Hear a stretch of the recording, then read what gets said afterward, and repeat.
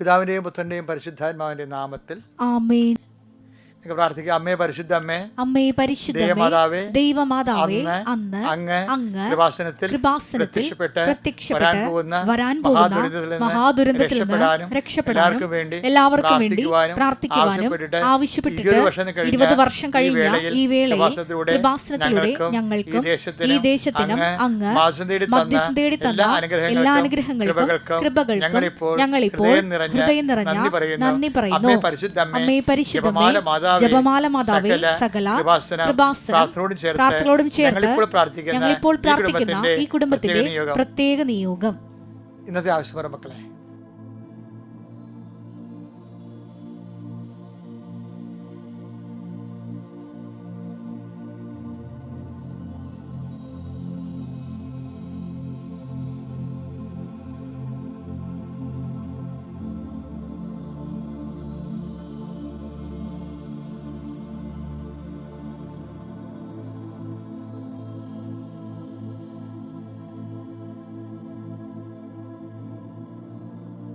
അമ്മയുടെ പ്രത്യക്ഷീകരണത്തിന്റെ ഈ ദ്വാദശക വേളയിൽ ഞങ്ങൾക്ക് സാധിച്ചു തരുവാൻ കനിയണമേ. ആമേൻ. വിശ്വാസ പ്രമാണം.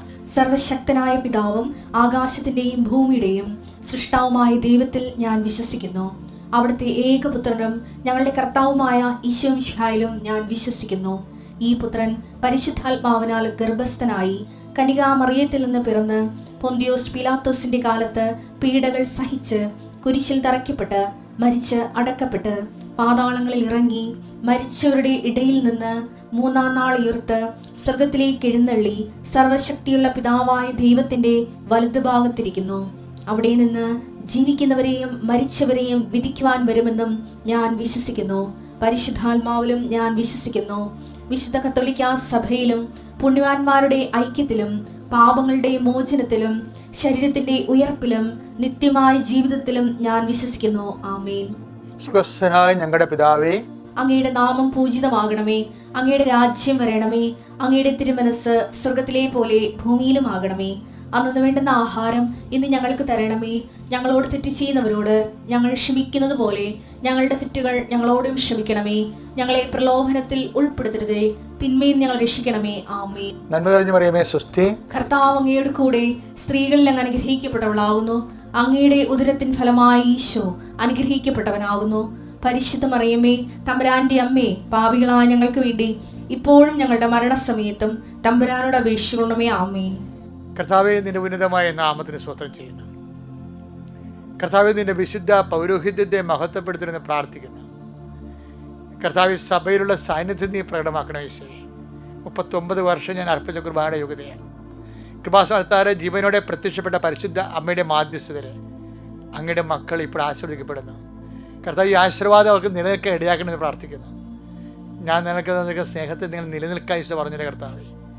അതുപോലെ തന്നെ കർത്താവ്, നീ പറഞ്ഞു, ഞാൻ നിങ്ങളെ പറഞ്ഞയക്കുന്നു, ഞാൻ നിങ്ങളെ നിയോഗിക്കുന്നു, നിങ്ങൾ എൻ്റെ സ്നേഹത്തിൽ നിലനിൽക്കുവേൻ. അപ്പോൾ നിലനിൽപ്പിൻ്റെ വരങ്ങൾ അങ്ങയുടെ മക്കൾക്ക് നൽകണം ഈശോയെ. അത് വസ്തുവായ, അത് അനുഗ്രഹമായാലും കൃപയായാലും കർത്താവെ, അങ്ങയുടെ മക്കൾക്ക് നിലനിൽപ്പിൻ്റെ വരങ്ങൾ നൽകണമെന്ന് ഈ പ്രാർത്ഥിക്കുന്ന കർത്താവെ. കർത്താവ്, നിൻ്റെ ഉന്നതമായ നാമത്തിന് സ്വസ്ഥം ചെയ്യുന്ന കർത്താവെ. കർത്താവ്, വസ്ത്രമില്ലാത്തവർക്ക് വേണ്ടിയാണ് പ്രാർത്ഥിക്കുന്നത്. വസ്ത്രം കുറഞ്ഞുള്ളവർക്കും അവർക്കെല്ലാം പങ്കുവെക്കാനുള്ള അനുഗ്രഹങ്ങൾ, അത് ഉള്ളവരത് പങ്കുവെക്കാനുള്ള കൃപ അവർക്ക് നൽകണേ കർത്താവ്. ഉടമ്പടിയിൽ ലക്ഷക്കണക്കിന് മനുഷ്യർ വസ്ത്രവും പണവും ഒക്കെ പങ്കുവെച്ചുകൊണ്ട് വലിയ സുവിശേഷ സാക്ഷി ജീവിതം നയിക്കുന്നുണ്ട് ഈശോയെ. അവരെല്ലാം നീ ആ കൃപയെ നിലനിർത്തണമെന്ന് പ്രാർത്ഥിക്കുന്നു കർത്താവെ. കർത്താവ്, നിൻ്റെ വിശുദ്ധ പൗരോഹിത്യത്തെ മഹത്വപ്പെടുത്തണമേ. കർത്താവ്, കിടപ്പ് രോഗികളെ സംബന്ധിച്ച് പ്രാർത്ഥിക്കുന്നു, ബൈസ്റ്റാൻഡേഴ്സിനെ സംബന്ധിച്ച് പ്രാർത്ഥിക്കുന്നു. കർത്താവ്, ഇപ്പോഴും ഡയാലിസിസിന് വിധേയമാകുന്നവരെ സംബന്ധിച്ച് പ്രാർത്ഥിക്കുന്നു. ഇപ്പോഴും കർത്താവ്, മരണത്തോട് മല്ലടിക്കുന്നവരെ സംബന്ധിച്ച് പ്രാർത്ഥിക്കുന്നു.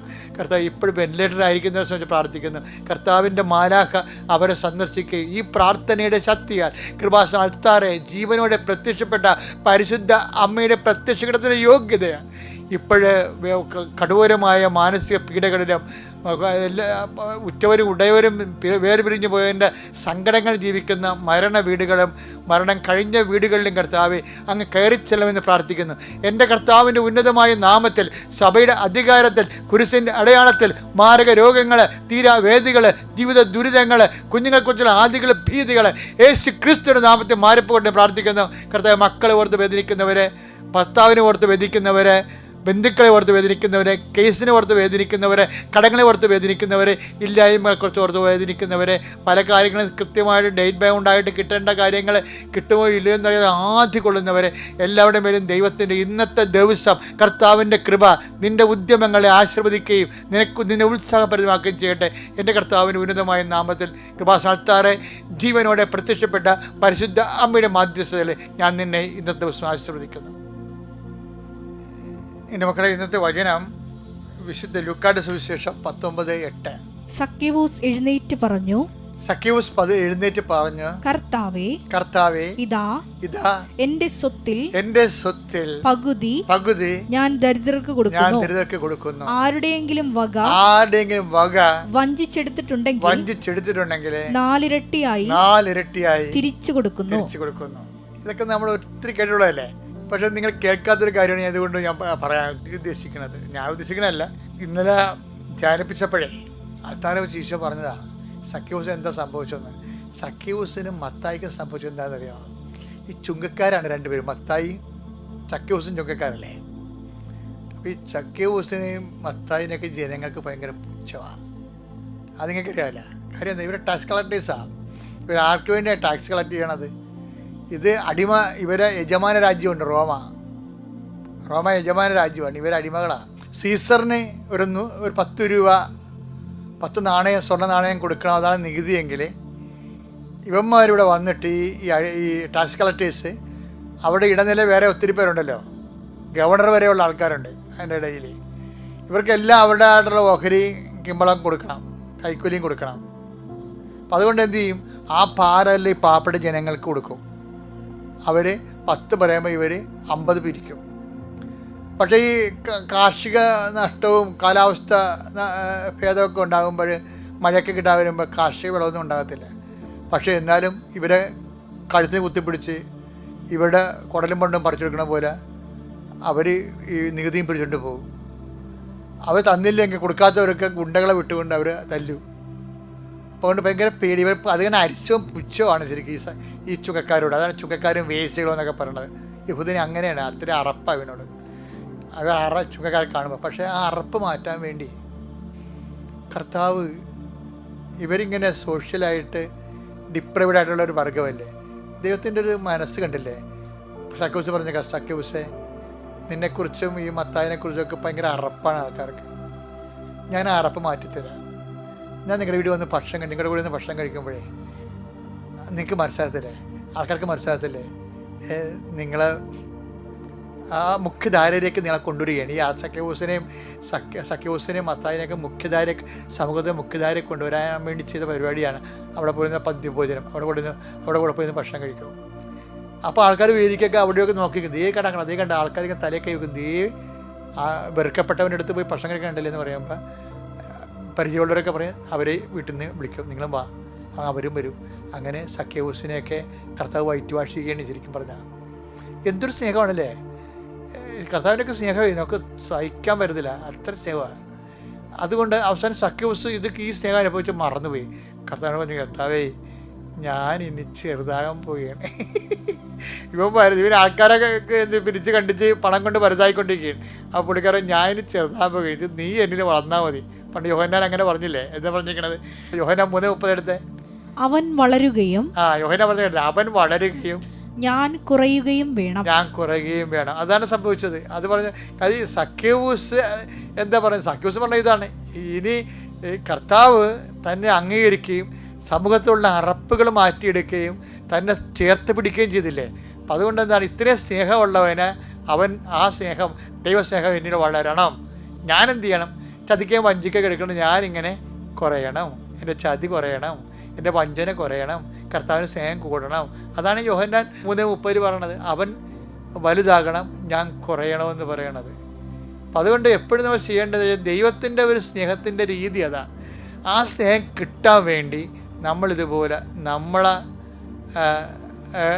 ദൈവത്തിൽ നിന്ന് എൻ്റെ സ്നേഹത്തിന് അകറ്റണ എല്ലാ സ്വഭാവങ്ങളിൽ നിന്നും അത് കുറഞ്ഞ് വരണം. ഇതിന് ദൈവസ്നേഹം കൂട്ടിക്കൊണ്ടുവരണം. അപ്പോൾ എന്നാ പറ്റും? അപ്പോൾ അതാണ് ഞാൻ നേരത്തെ പറഞ്ഞത്, ഇരുളിനെ കീഴടക്കാൻ, വെളിച്ചത്തെ കീഴടക്കാൻ ഇരുളിന് കഴിഞ്ഞില്ല എന്ന് പറയണം. ഇത് തന്നെയാണ് ശരിക്കും പറഞ്ഞാൽ ക്രിസ്തുവിലുള്ള വളർച്ച എന്ന് പറയുന്നത്. ഇപ്പം നമ്മുടെ ആധ്യാത്മിക മുന്നേറ്റത്തിൽ ഈ മഹാജൂബിലി, രക്ഷയുടെ മഹാജൂബിലിയല്ലേ, ആ മഹാജൂബിലിക്ക് രക്ഷയാകാനായ ഈശോ നമ്മളിൽ വളർന്നു വരാനും, അതോടുകൂടി നമ്മളുടെ ആ ക്രിസ്തു നമ്മൾ വളർന്നു വരുമ്പോൾ സ്വാഭാവികമായിട്ട് ജനങ്ങൾക്ക് നമ്മളുടെ അറപ്പും വെറുപ്പും, നീ അത് ഗുണ്ടയാണെങ്കിലും കൂലിത്തല്ലുകാരനാണെങ്കിലും കൊട്ടേഷൻ എടുത്ത് പോകുന്ന ആളാണെങ്കിലും ക്രിസ്തുവിൻ്റെ ഹൃദയത്തിൽ നിനക്കൊരു ഇടമുണ്ട്. അതാണ് സഖ്യവൂസ് നമ്മളെ പഠിപ്പിക്കുന്നത്, ഓരോ ദിവസവും പഠിപ്പിച്ചുകൊണ്ടിരിക്കുന്നത്. അതുകൊണ്ട് വായനസാന്തരപ്പെടാൻ വൈകേണ്ട കാര്യമില്ല. കർത്താവിൻ്റെ കൃപയിലേക്ക് വളരാൻ വേണ്ടി ഈ വചനം പൂർണ്ണമായിട്ട് നീ നിന്നെ വിശുദ്ധീകരിക്കുകയും നിന്നെ ശക്തീകരിക്കുകയും ചെയ്യട്ടെ. പിതാവിൻ്റെയും പുത്രൻ്റെയും പരിശുദ്ധാത്മാവിൻ്റെയും നാമത്തിലാണ്. ജിസ്മെഡോൺ. ഞാൻ അയർലൻഡിൽ സ്റ്റാഫ് നേഴ്സായി വർക്ക് ചെയ്യുന്നു. എൻ്റെ വീട് ഇവിടെ കണ്ണൂരാണ്. ഇതെൻ്റെ പപ്പ ജോസ്. ഞങ്ങൾ ചെമ്മന്തൊട്ടി ഇടവക അംഗങ്ങളാണ്. ഞാൻ ആദ്യമായി കൃപാസനത്തിൽ വരുന്നത് 2019 ഏപ്രിലായിരുന്നു. ഏപ്രിൽ ഞാൻ അന്ന് വന്നത് എൻ്റെ മമ്മിയുടെ കൂടെയായിരുന്നു. എൻ്റെ മമ്മി അന്ന് കൃപാസനത്തിൽ വന്ന് ഫെബ്രുവരിയിൽ ഉടമ്പടി എടുത്തിട്ടുണ്ടായിരുന്നു. ഞാൻ മമ്മിയുടെ കൂടെ വരാനുണ്ടായിരുന്ന കാരണം അന്നിവിടെ 6 മാസം കഴിഞ്ഞ് കുഞ്ഞുങ്ങൾക്ക് ഭക്ഷണം കൊടുക്കുന്നുണ്ടായിരുന്നു. അപ്പോൾ അങ്ങനെ എൻ്റെ കൊച്ചിനും 6 മാസമായിരുന്നു. അങ്ങനെ മമ്മിയുടെ കൂടെ ഞാനിവിടെ കൊച്ചിന് ഭക്ഷണം കൊടുക്കാനാണ് വന്നിരുന്നത്. അന്ന് വന്ന് ഞാൻ തിരിച്ചു പോയി. ആ സമയത്ത് ഞാൻ സൗദിയിലായിരുന്നു വർക്ക് ചെയ്തുകൊണ്ടിരുന്നത്. പക്ഷേ ഞാൻ ഉടമ്പടി ഒന്നും എടുത്തിരുന്നില്ല. എൻ്റെ ഓരോ ആവശ്യങ്ങളിലും വരുമ്പോഴും ഞാൻ ലൈറ്റ് പ്രെയർ റിക്വസ്റ്റ് ഇട്ടിട്ട് എന്നും പ്രാർത്ഥന സഹായം ആവശ്യപ്പെടുമായിരുന്നു. ഞാൻ റിക്വസ്റ്റ് ചെയ്ത എല്ലാ കാര്യങ്ങളും മാതാവ് എനിക്ക് നടത്തിത്തന്നു. ഞാൻ ആദ്യം പറയുന്നത് ഞാൻ ഉടമ്പടി എടുക്കുന്നതിന് മുമ്പുണ്ടായ എൻ്റെ സാക്ഷ്യങ്ങളാണ്. ആദ്യമായിട്ട് ഞാൻ എൻ്റെ OET എക്സാം എഴുതിയതിനെക്കുറിച്ചാണ് ആദ്യം പറയുന്നത്. ഞാൻ OET എക്സാം എഴുതിയ സമയത്ത്, ഞാൻ 2ാമത്തെ തവണ OET എക്സാം എഴുതാൻ വേണ്ടി പോയ സമയത്ത് ഞാൻ മാതാവിൻ്റെ കാശുരൂപം ധരിച്ചുകൊണ്ടാണ് പോയത്. ഉടമ്പടിയുടെ അല്ലാതെ നോർമലായിട്ടുള്ളൊരു കാശുരൂപം ധരിച്ച് ഞാൻ പോയി.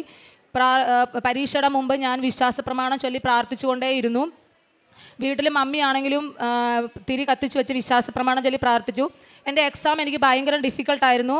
ലിസണിങ്ങിൻ്റെ ഫസ്റ്റ് എല്ലാവർക്കും ഒരേക്ക് എക്സാം എഴുതിയ ആൾക്കാർക്ക് ആദ്യത്തെ ഫസ്റ്റ് പാർട്ട് എനിക്ക് ഫുൾ ബ്ലാങ്ക് ആയിരുന്നു. ഞാൻ ഒരു അക്ഷരം പോലും എഴുതിയില്ല. അപ്പോഴേ എനിക്ക് മനസ്സിലായി ഞാൻ എക്സാം എന്തായാലും ഫെയിലാകുമെന്ന്. പക്ഷേ ബാക്കിയുള്ള മോഡ്യൂൾസൊക്കെ എനിക്ക് ഭയങ്കര ഈസി ആയിരുന്നു. റിസൾട്ട് വന്ന സമയത്ത് ഞാൻ ഏതാണോ വിഷമെന്ന് വിചാരിച്ചേ അത് പാസ്സാവുകയും എനിക്ക് എളുപ്പമായിരുന്ന 2 സബ്ജക്റ്റ് ഞാൻ ഫെയിലാകുകയും ചെയ്തു. അതിന് 2 എനിക്ക് 330 സ്കോർ കിട്ടിയിരുന്നത്. ഞാൻ സ്പീക്കിങ്ങും റീഡിങ്ങിനായിരുന്നു എനിക്ക് സ്കോർ കുറഞ്ഞു പോയത്. ഞാൻ മാതാവിനോട് വീണ്ടും പ്രാർത്ഥിച്ചു, മാതാവേ, ഞാൻ ഏത് രാജ്യത്താണ് പോയി വർക്ക് ചെയ്യണമെന്ന് നീ ആഗ്രഹിക്കുന്നത്, ആ രാജ്യത്ത് പോകാനുള്ള സ്കോർ എനിക്ക് വേണം. എനിക്കിനിയും എക്സാം എഴുതാൻ പറ്റത്തില്ല. ആ സമയത്ത് ഞാൻ 2ാമത്തെ പ്രഗ്നൻ്റ് ആയിരുന്നു. അപ്പോൾ എനിക്കിനി വീണ്ടും എക്സാം എഴുതാൻ പറ്റത്തില്ല. ഞാൻ ഏതാണ് റീവാലുവേഷൻ കൊടുക്കേണ്ടത് നീ എനിക്ക് കാണിച്ചു തരണം എന്ന് പറഞ്ഞു. അങ്ങനെ ഞാൻ മാതാവിനോട് പ്രാർത്ഥിച്ച് ഞാൻ എൻ്റെ സ്പീക്കിംഗ് റീവാലുവേഷൻ കൊടുത്തു. എല്ലാവരും എന്നോട് പറഞ്ഞു, നീ കൊടുക്കേണ്ട, നിനക്ക് കിട്ടത്തില്ല, കാരണം 330 ഉള്ളൂ സ്കോർ, ഒരിക്കലും കിട്ടത്തില്ല എന്ന് പറഞ്ഞു. ഞാൻ പറഞ്ഞു, മാതാവ് എൻ്റെ കൂടെ ഉണ്ടെന്ന് വിശ്വസിച്ച് ഞാൻ കൊടുത്തു. എൻ്റെ റിസൾട്ട് വന്നപ്പോൾ എനിക്ക് അതിന് 350 സ്കോർ കിട്ടി. അങ്ങനെ എനിക്ക് അയർലൻഡിൻ്റെ സ്കോർ കിട്ടി. പിന്നെ അടുത്ത കടമ്പ എൻ്റെ NMBA രജിസ്ട്രേഷൻസ് ഒക്കെ ആയിരുന്നു. അതിനകത്തെല്ലാം എനിക്ക് ഒരുപാട് തടസ്സങ്ങൾ വന്നു. എന്നാലും ഞാൻ മാതാവിനെ മുറുക്കെ പിടിച്ച് പ്രാർത്ഥിച്ചു. സൗദിയിൽ എക്സ്പീരിയൻസ് ആയത് കാരണം എനിക്ക് അവിടുത്തെ പേപ്പർ വർക്കൊന്നും നടന്നില്ല. ഞാൻ അപ്ലൈ ചെയ്തതിനകത്ത് റിജക്ഷൻ വന്നു. റിജക്ഷൻ വന്ന അന്ന് തന്നെ ഞാൻ മാതാവിനോട് പ്രാർത്ഥിച്ചുകൊണ്ട് തന്നെ ഇരുന്ന സമയത്ത് തന്നെ എനിക്ക് സൗദിയിൽ നിന്ന് ഒരു മെസ്സേജ് വരുവാണ്, ഞങ്ങളുടെ ഹോസ്പിറ്റലിലെ ഒരു സൂപ്പർവൈസർ എനിക്ക് എൻ്റെ എംപ്ലോയ്മെൻറ്റ് ലെറ്റർ എനിക്ക് എഴുതി തരാമെന്ന് പറഞ്ഞു. അങ്ങനെ ആ എംപ്ലോയ്മെൻറ്റ് ലെറ്റർ സബ്മിറ്റ് ചെയ്തു. അങ്ങനെ എനിക്ക് എൻ്റെ NMBA രജിസ്ട്രേഷൻ സക്സസ് ആയി. പിന്നെ അടുത്ത എൻ്റെ ആഗ്രഹം എനിക്ക് ഒരു HSC ഹോസ്പിറ്റലിൽ വർക്ക് ചെയ്യണമെന്നായിരുന്നു. കാരണം എനിക്ക് NICU എക്സ്പീരിയൻസ് ആയത് കാരണം ഒരു ഇൻ്റർവ്യൂ പോലും വരുന്നുണ്ടായിരുന്നില്ല. അപ്പോൾ എല്ലാവരും എനിക്ക് ചുറ്റുമുള്ളവരെല്ലാവരോട് പറയാൻ തുടങ്ങി, ഈ പീഡിയാട്രിക്സ് ഇതൊന്നും വരത്തില്ല, നീ അതുകൊണ്ട് ഒരു നേഴ്സിംഗ് ഹോം ഇൻ്റർവ്യൂ അറ്റൻഡ് ചെയ്ത് എങ്ങോട്ടെങ്കിലും പോകാൻ നോക്കാൻ പറഞ്ഞു. അങ്ങനെ ഞാൻ എല്ലാവരും പറഞ്ഞത് പ്രകാരം ഞാൻ വീണ്ടും ഒരു നേഴ്സിംഗ് ഹോമിൻ്റെ ഇൻ്റർവ്യൂ അറ്റൻഡ് ചെയ്തു. അതിൽ മാതാവ് എന്നെ പാസ്സാക്കി തന്നു. പക്ഷേ എന്നാലും എൻ്റെ മനസ്സിൽ നിറയെ എനിക്കൊരു HSC ഹോസ്പിറ്റലിൽ വർക്ക് ചെയ്യണം എന്നുള്ള ആഗ്രഹമായിരുന്നു. എൻ്റെ പ്രോസസ്സിങ് നേഴ്സിംഗ് ഹോമിലേക്കുള്ള തുടർന്നു. എന്നാലും ഞാൻ പ്രാർത്ഥിച്ചു. ആ പ്രോസസ്സിങ് ഏകദേശം തീരാനാകുന്നതിൻ്റെ തലേന്ന് എനിക്കൊരു ഇത് വന്നു, പീഡിയാട്രിക് ഹോസ്പിറ്റലിലേക്ക് ഒരു ഇൻ്റർവ്യൂ നടക്കുന്നു, HSC ഹോസ്പിറ്റലിലേക്ക്. ഞാൻ രണ്ടും കൽപ്പിച്ച് HSCയുടെ ഇതിന് പ്രൊസീഡ് ചെയ്തു. എൻ്റെ ഇൻ്റർവ്യൂ പോലും കഴിഞ്ഞില്ല. എന്തിലും ഞാൻ ആദ്യം നേഴ്സിംഗ് ഹോമിലേക്ക് പോകാനിരുന്നത് ക്യാൻസൽ ചെയ്തു. അതിനെല്ലാവരും എന്നെ കുറ്റപ്പെടുത്തി. പക്ഷേ എന്നാലും എനിക്ക് മാതാവിൽ ഉറച്ച വിശ്വാസമുണ്ടായിരുന്നു. ഞാൻ വർക്ക് ചെയ്യാൻ ആഗ്രഹിക്കുന്നത് HSC ഹോസ്പിറ്റലാണെങ്കിൽ മാതാവ് എനിക്ക് തരുമെന്ന്. അങ്ങനെ ഞാൻ ഇൻ്റർവ്യൂ സക്സസ് ആയി പാസ്സായി. ആ സമയത്ത് ഞാൻ വന്നിട്ടാണ് ഉടമ്പടി എടുക്കുന്നത്, എൻ്റെ പ്രോസസ്സിങ് കുറച്ച് ഫാസ്റ്റ് ആകാൻ വേണ്ടിയിട്ട്. ആ ഒരു സമയത്ത് തന്നെ എൻ്റെ പപ്പ ഹോസ്പിറ്റലാകുകയും പപ്പായ്ക്ക് ഹാർട്ടിന് ഭയങ്കര ഫെയിലറായി. അതുകൊണ്ട് ഇനി വേറെ രക്ഷയൊന്നുമില്ല. അങ്ങനെ പപ്പാനെ ഹോസ്പിറ്റലിൽ മിംസിൽ അഡ്മിറ്റാക്കി. അപ്പോൾ ഹോസ്പിറ്റലിൽ നിന്ന് ഡോക്ടർ പറഞ്ഞു ഇനി ഒന്നും ചെയ്യാനില്ല, ഹാർട്ടിൻ്റെ ഫങ്ഷൻ 16% മാത്രമേ ഉള്ളൂ, എപ്പം വേണമെങ്കിലും ഹാർട്ട് ഫെയിലർ ആവും, അറസ്റ്റ് ഉണ്ടാവും, നമുക്കൊന്നും ചെയ്യാൻ പറ്റത്തില്ല എന്ന്. അവർ നമ്മളെ കൊണ്ട് DNR കൺസെൻറ്റ് സൈൻ ചെയ്യിപ്പിച്ചു. എൻ്റെ ഹസ്ബൻഡായിരുന്നു ഹോസ്പിറ്റലിൽ ഉണ്ടായിരുന്നത്. പുള്ളിക്കാരൻ എന്നെ വിളിച്ച് ചോദിച്ചു ഞാൻ DNR കൺസെൻറ്റ് ചെയ്യട്ടെ, സൈൻ ചെയ്യട്ടെ എന്ന് ചോദിച്ചു. ഞാൻ പറഞ്ഞു വേറെ ഓപ്ഷനല്ലോ, സൈൻ ചെയ്തോ. പക്ഷേ മമ്മി ഹോസ്പിറ്റലിൻ്റെ പുറത്തിരുന്ന് പ്രത്യക്ഷീകരണ പ്രാർത്ഥന ചൊല്ലി പ്രാർത്ഥിച്ചു. ഞാൻ വീട്ടിലിരുന്നുകൊണ്ട് പ്രത്യക്ഷീകരണം രാത്രി ഉറങ്ങാതെ ഇരുന്ന് ചൊല്ലിക്കൊണ്ടേ ഇരുന്നു. ക്യാൻഡിൽ ലൈറ്റ് പിന്നെ പ്രയർ റിക്വസ്റ്റ് ഓൾറെഡി ഇട്ട് പ്രാർത്ഥിച്ചു. പപ്പ വളരെ സമാധാനമായി ഹോസ്പിറ്റലിൽ നിന്ന് 7 ദിവസം കഴിഞ്ഞപ്പോൾ ഡിസ്ചാർജായി. ആ 16% ഉണ്ടായിരുന്ന ഹാർട്ട് ഫംഗ്ഷൻ പപ്പയുടെ 24% ഉയർന്നു. അന്ന് ഞങ്ങൾ നേർന്നായിരുന്നു ഇവിടുത്തെ അഖണ്ഡ ജപമാലയ്ക്ക് പപ്പാനെ കൊണ്ടുവന്ന് നടത്തിക്കാമെന്ന് ഞങ്ങൾ നേർച്ച നേർന്നു. അങ്ങനെ 2022 ഒക്ടോബറിൽ ഞാനും പപ്പായും ഞങ്ങളുടെ ഫാമിലി എല്ലാവരും ഞങ്ങൾ വന്ന് അഖണ്ഡ ജപമാലയിൽ പങ്കെടുത്തു. അതിനുശേഷം പപ്പ റെഗുലറായിട്ട് ചെക്കപ്പിന് പോലും പോവാറില്ല. പപ്പയുടെ ഹാർട്ട് ഫംഗ്ഷൻ ഇപ്പോൾ 28%.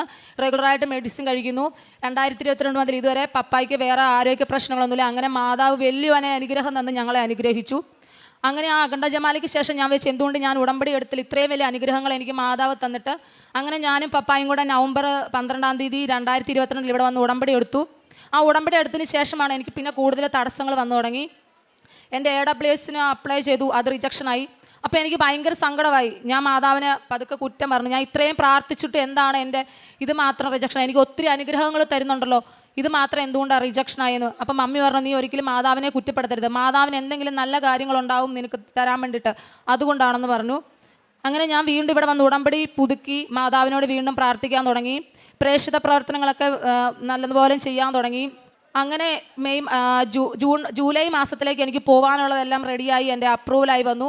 അങ്ങനെ പോകാൻ വേണ്ടിയിട്ടെല്ലാം റെഡിയായി ടിക്കറ്റ് എടുത്തപ്പം എൻ്റെ ഏജൻസിക്കാർ എന്നെ വിളിച്ച് പറഞ്ഞു എൻ്റെ OIT എക്സ്പയർ ആയി, അതുകൊണ്ട് നിനക്കിനി പോകാൻ പറ്റത്തില്ല, അതുപോലെ DL ഓൾറെഡി എക്സ്പയർ ആയി, ഇനി ഒന്നും ചെയ്യാൻ പറ്റത്തില്ല, NMBAക്കാരുടെ അപ്രൂവൽ ഇല്ലാതെ പറ്റത്തില്ല എന്ന് പറഞ്ഞു.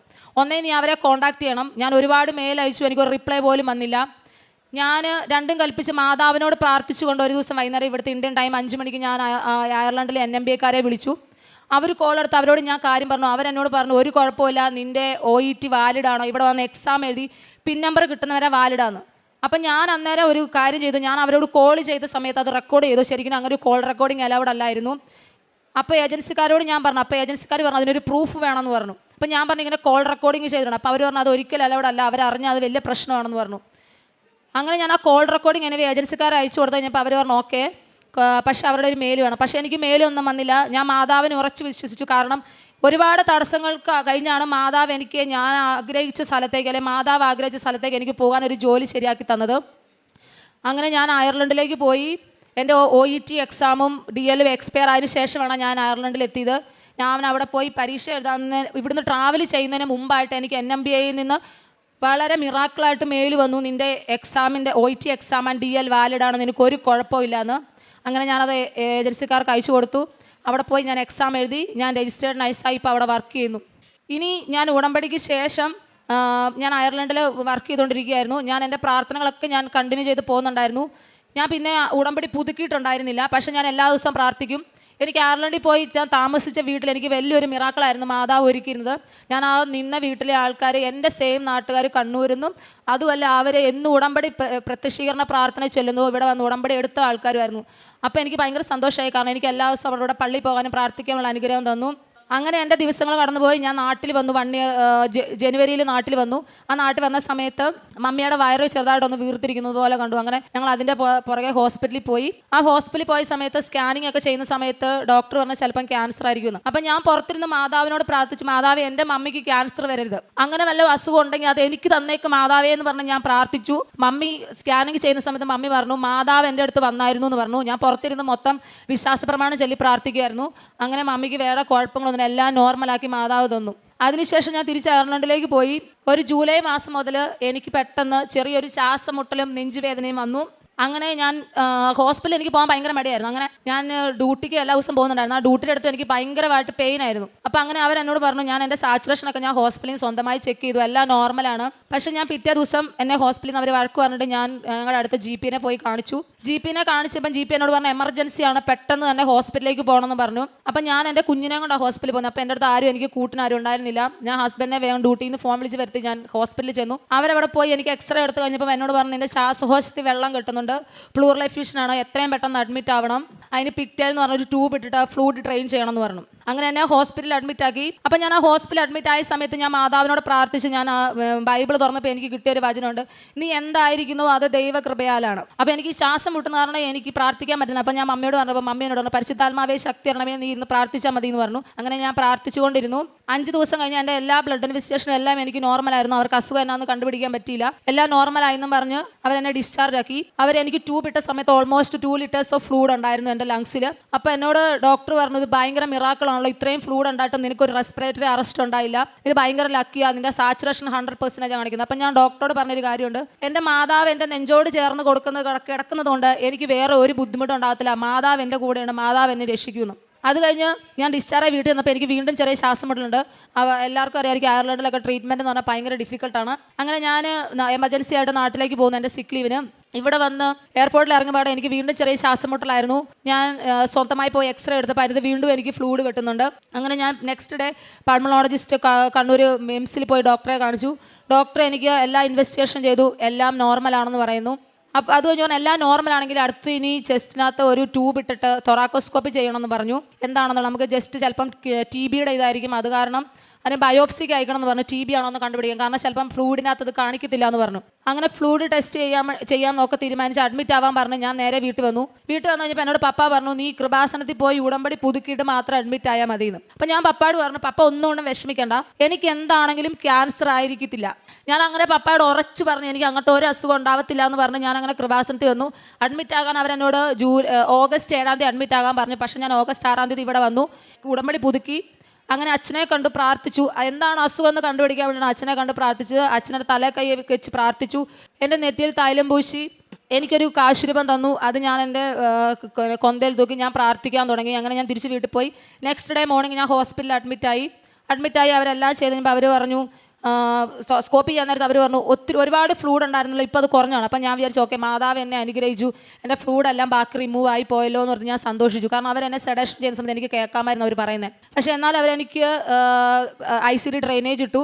ഞാനൊരു 24 മണിക്കൂർ പെയിൻ കൊണ്ട് വളരെയധികം കഷ്ടപ്പെട്ടു. പക്ഷേ എങ്കിലും ഞാൻ മാതാവിനെ മുറുകെ പിടിച്ച് പ്രത്യക്ഷീകരണ പ്രാർത്ഥന ചൊല്ലി പ്രാർത്ഥിച്ചുകൊണ്ടേയിരുന്നു ഹോസ്പിറ്റലിൽ. എന്നിട്ടും ഡോക്ടർ പറഞ്ഞ എല്ലാം നോർമലാണ്, പ്രത്യേകിച്ച് ഒന്നും കണ്ടുപിടിക്കാൻ പറ്റുന്നില്ലെന്ന്. അങ്ങനെ അവർ വെറുതെ ഒരു സ്കാനിങ് ചെയ്യാൻ തീരുമാനിച്ചു. അങ്ങനെ സ്കാനിങ് ചെയ്യാൻ തീരുമാനിച്ച സമയത്ത് എൻ്റെ അബ്ഡോമിനൽ വാളിൽ ചെറിയൊരു കുഞ്ഞൊരു സിസ്റ്റ് ഉണ്ട്. അപ്പോൾ അവർ പറഞ്ഞു ചിലപ്പോൾ അത് റുമറ്റോയ്ഡ് ആർത്രൈറ്റിസിനായിരിക്കും, കാരണം അതൊരു ബോർഡർ ലൈൻ കാണിക്കുന്നുണ്ട്, ബാക്കിയെല്ലാം ഇൻവെസ്റ്റിഗേഷൻ നോർമലാണ്. അപ്പോൾ അവർ പറഞ്ഞു എനിവേ നമുക്കതൊരു ബയോപ്സി ചെയ്യാമെന്ന് വിചാരിച്ചു. അവരങ്ങനെ ആ സിസ്റ്റ് കുത്തി ബയോപ്സിക്ക് വിട്ടു. അവരെന്നെ ഹോസ്പിറ്റലിൽ നിന്ന് ഡിസ്ചാർജ് ആക്കി. 2 ദിവസം കഴിഞ്ഞപ്പോൾ തന്നെ അവർ ഹോസ്പിറ്റലിൽ നിന്ന് വിളിച്ചിട്ട് പറഞ്ഞു, എനിക്ക് സ്റ്റേജ് 4 ഒവേറിയൻ കാർസിനോമയാണ്, സിറസ് കാർസിനോമ. അതായത് എത്രയും പെട്ടെന്ന് അത് ബോഡിയിൽ എല്ലാ ഭാഗത്തും വ്യാപിക്കും, അതുകൊണ്ടാണ് നിനക്ക് പ്ലൂറൽ എഫ്യൂഷൻ വന്നതെന്ന് പറഞ്ഞു. അതുകൊണ്ട് ഇതിൻ്റെ ഒരു ട്രീറ്റ്മെൻറ്റ് എന്ന് പറഞ്ഞിട്ടുണ്ടെങ്കിൽ എത്രയും പെട്ടെന്ന് കീമോതെറാപ്പി ചെയ്യണം.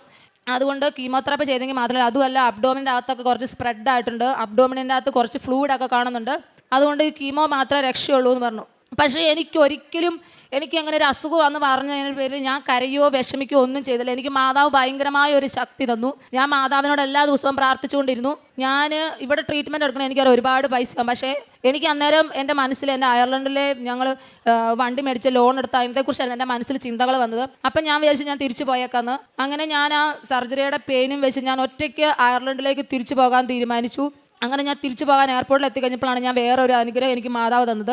ഞാൻ ഫ്ലൈറ്റിന് എക്കണോമി ആയിരുന്നു ബുക്ക് ചെയ്തിരുന്നത്. പക്ഷേ എയർപോർട്ടിൽ എത്തിക്കഴിഞ്ഞപ്പോൾ എനിക്കത് ബിസിനസ് ക്ലാസ്സിലേക്ക് മാതാവ് മാറ്റി തന്നു. അതെങ്ങനെയാണെന്ന് എനിക്കറിയില്ല. കാരണം ഈ വേദന വെച്ച് 18 മണിക്കൂർ ഞാൻ എങ്ങനെ യാത്ര ചെയ്യും എന്നുള്ളത് എൻ്റെ മനസ്സിൽ വെച്ചത്. പക്ഷേ അത്രയും പൈസ കൊടുത്ത് ബിസിനസ് ക്ലാസ് ബുക്ക് ചെയ്യാനൊന്നും എൻ്റെ സാമ്പത്തികം ഉണ്ടായിരുന്നില്ല. പക്ഷേ മാതാവ് അതറിഞ്ഞ് എന്നെ ബിസിനസ് ക്ലാസ്സിലേക്ക് മാറ്റി. ഞാൻ സുഖമായി എൻ്റെ യാത്രയെ ചെയ്ത് ഞാൻ അയർലൻഡിലെത്തി.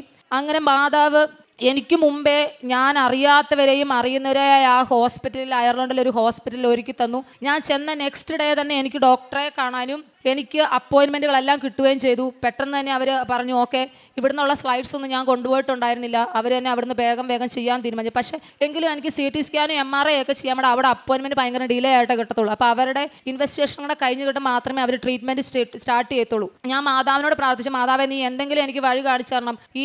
പിന്നെയും ഫ്ലൂഡ് ഉണ്ട് ഓൾറെഡി, ഇനിയും ഞാൻ 1 മാസം കൂടെ കഴിഞ്ഞാൽ ഇനിയും ഫ്ലൂഡ് ഫില്ലാകും. അപ്പോൾ എനിക്ക് എന്നാ ചെയ്യേണ്ടതെന്ന് അറിയത്തില്ലായിരുന്നു. അങ്ങനെ ഞാൻ ഇന്ന വീട്ടിലെ ചേച്ചി, ആ ചേച്ചി അന്നേരം ആരാണ് എനിക്കറിയാവുന്നത്, ആ ചേച്ചിയാണ് എന്നെ സഹായിച്ചത്. ഞാൻ ഈ ട്രീറ്റ്മെൻറ്റ് എടുക്കുന്ന ഹോസ്പിറ്റലിലെ സ്റ്റാഫ് നേഴ്സായിരുന്നു. അവർ വർക്ക് ചെയ്തിരുന്നതും ക്യാൻസർ വാർഡിലായിരുന്നു.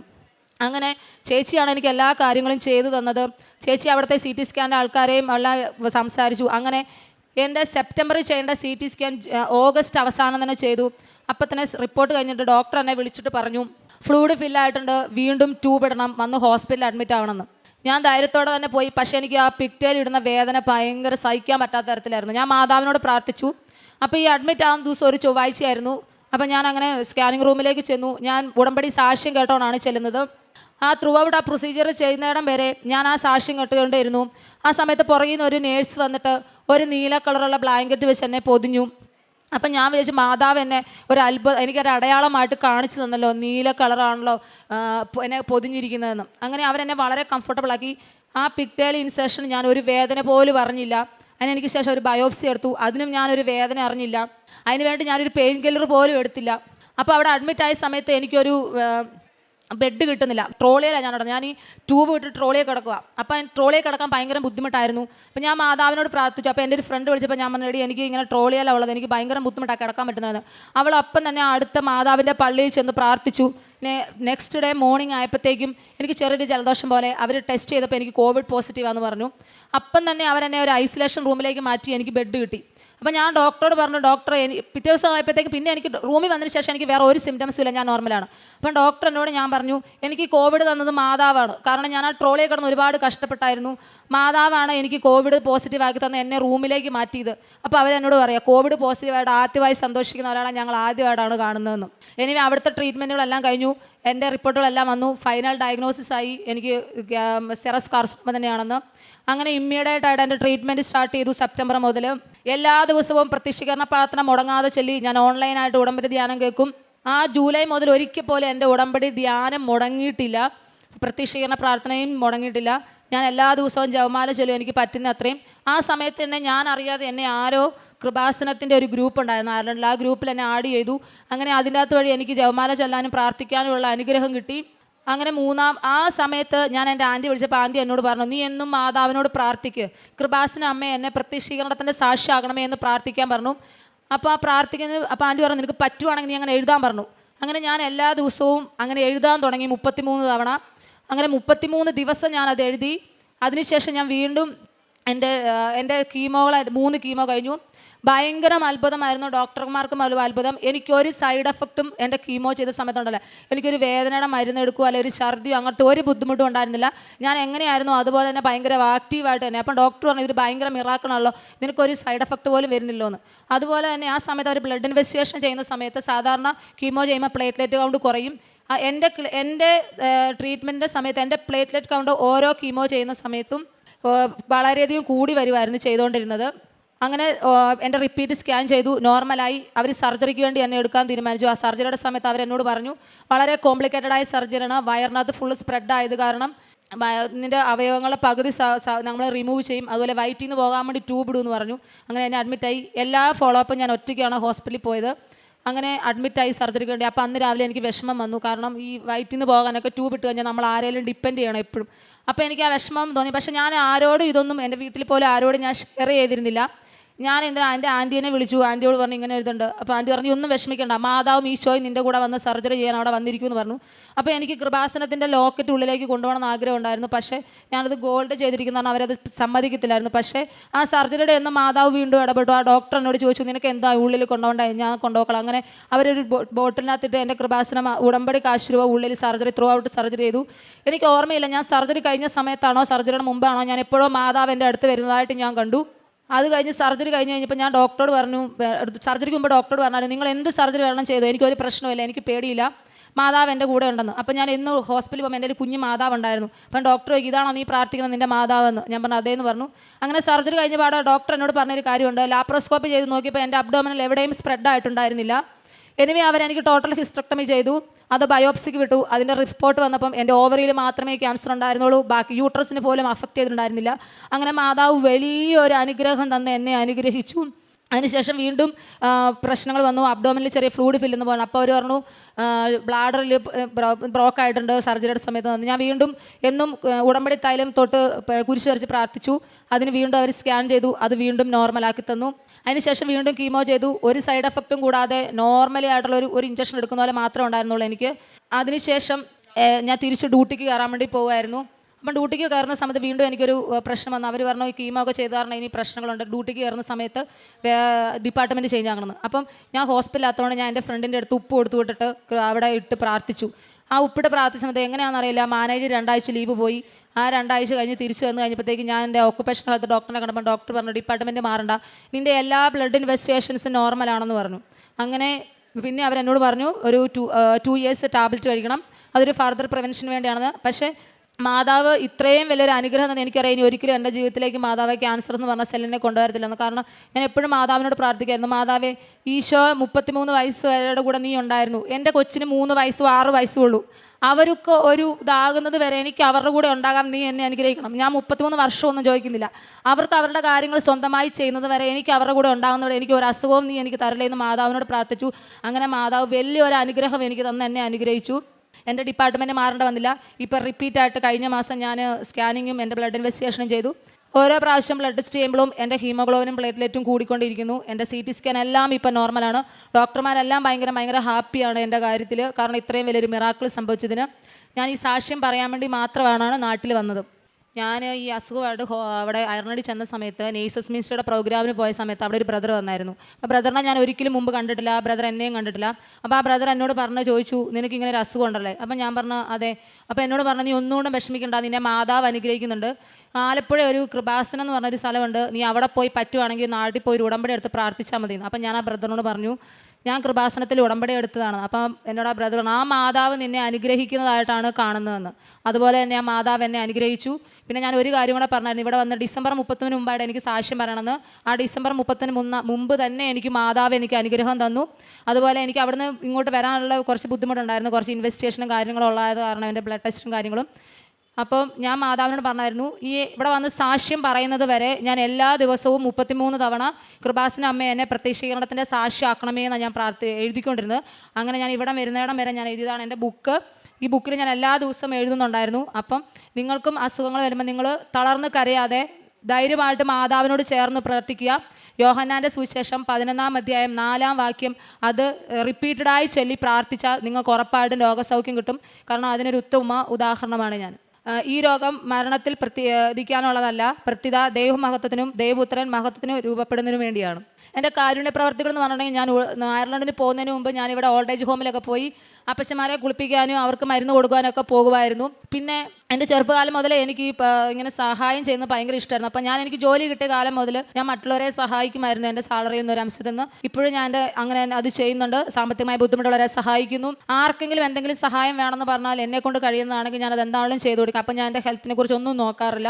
പിന്നെ മമ്മി ആർക്കെങ്കിലും ആവശ്യങ്ങൾ ഇങ്ങനെ ചെയ്യണമെന്ന് പറയുവാണെങ്കിൽ ഞാൻ പൈസ അയച്ചു കൊടുക്കും. മമ്മി അവരെ സഹായിക്കാറുണ്ട്. പിന്നെ ഞാൻ എന്നും ഉടമ്പടി ധ്യാനങ്ങളും ഡെയിലി ബ്രെഡും എൻ്റെ കൂട്ടുകാർക്ക് എല്ലാവർക്കും ഷെയർ ചെയ്യാറുണ്ട്. അങ്ങനെ എൻ്റെ ജീവിതത്തിലുണ്ടായ മാറ്റം വന്ന് ഒരുപാട് പേര് കൃപാസന മാതാവിൽ വിശ്വസിക്കുകയും ഓൺലൈനായിട്ട് ഉടമ്പടി എടുക്കുകയും ചെയ്തിട്ടുണ്ട്. ഇത്രയും വലിയ അനുഗ്രഹങ്ങൾ തന്ന അമ്മ മാതാവിനും തിരുക്കുമാരനും കോടാനുകോടി നന്ദി പറയുന്നു. പ്രഭാഷകന്റെ പുസ്തകം 50-ാം അധ്യായം 22-ാം തിരുവചനം.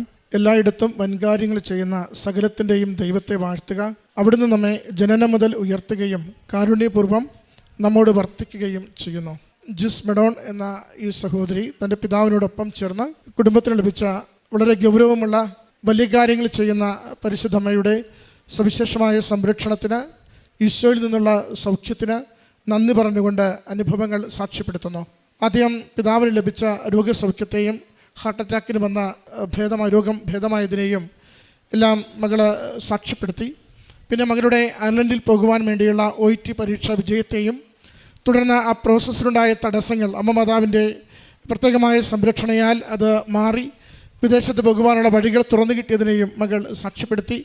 പിന്നീടാണ് നാം കേട്ട സുദീർഘമായ ആ ക്യാൻസർ രോഗം വന്നതിനെക്കുറിച്ചും അത് അമ്മ മാതാവിൻ്റെ ഉടമ്പടി നൃത്തവസ്തുക്കളുടെ ഉപയോഗത്തിലൂടെ കൃത്യമായ പരിചരണത്തിലൂടെ മകൾക്ക് ലഭിച്ച പൂർണ്ണമായ സൗഖ്യത്തെക്കുറിച്ച് സാക്ഷ്യപ്പെടുത്തുന്നത്. മകളത് ആ സാക്ഷ്യം പറയുമ്പോൾ തൻ്റെ അമ്മയ്ക്കുണ്ടായ ഒരു രോഗാവസ്ഥയെക്കുറിച്ചും അമ്മയ്ക്കത് ക്യാൻസർ രോഗം കൊടുക്കരുതേ, അത് എനിക്ക് തന്നുകൊള്ളുക എന്ന് മകൾ അതന്ന് പ്രാർത്ഥിച്ചൊരു വിഷയത്തെക്കുറിച്ചും സൂചിപ്പിക്കുന്നുണ്ട്. അത് മകളുടെ ആ സാക്ഷ്യത്തിൽ നമ്മൾ ശ്രദ്ധിക്കുമ്പോൾ ഏതാണ്ടൊരു മധ്യഭാഗത്ത് അമ്മയെക്കുറിച്ച് പറയുമ്പോൾ, അമ്മയുടെ രോഗാവസ്ഥയെക്കുറിച്ച് പറയുമ്പോൾ അതങ്ങനെ പറഞ്ഞൊരു പ്രാർത്ഥന വയ്ക്കുന്നുണ്ട്. പിന്നീടത് തനിക്ക് തന്നെ അത് രോഗമായി തീരുന്നതാണ് മകൾ തിരിച്ചറിയുന്നത്.